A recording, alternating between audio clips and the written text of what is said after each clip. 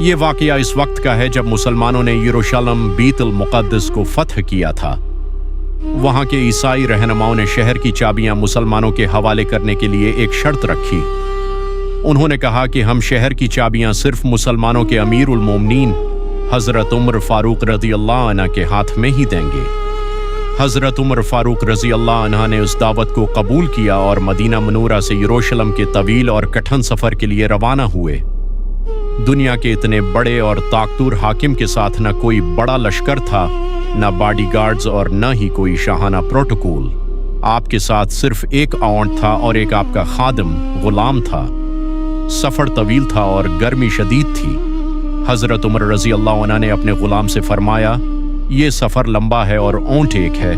अगर सिर्फ मैं ऊपर बैठूंगा तो ये तुम पर जुल्म होगा, और अगर सिर्फ तुम बैठोगे तो ये मुझ पर जुल्म होगा। उसलिए हम बारी बारी ऊँट पर सवार होंगे।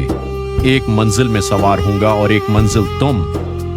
खादिम ने घबरा कर कहा, आए अमीरुल मोमिनीन, आप मुसलमानों के खलीफा हैं, मैं आपका गुलाम हूँ, मैं कैसे आपके साथ बारी तय कर सकता हूँ।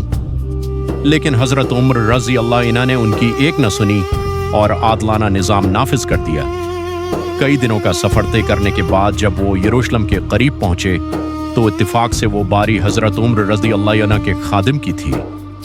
ऊँट पर खादिम सवार था और दुनिया का सबसे बड़ा हाकिम हज़रत उमर फारूक रज़ी अल्लाह अन्हु ऊँट की नकील थामे पैदल चल रहे थे। आपके कपड़ों पर पैबंद लगे हुए थे और पाँव में सादा जूती थी।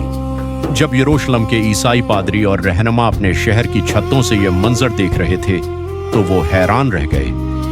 उन्होंने देखा कि ऊँट पर सवार शख्स खादिम है और जो शख्स पैदल ऊँट को खींच रहा है वही मुसलमानों का अजीम खलीफा उमर है।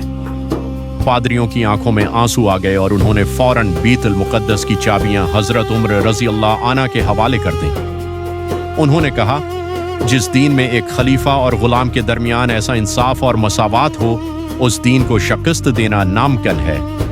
ये वाक़या हमें सिखाता है कि सच्ची इज्जत और मकाम शाहाना लिबास या तकब्बुर से नहीं, बल्कि अदल, आजिज़ी और दूसरों के हुकूक का ख्याल रखने से मिलता है।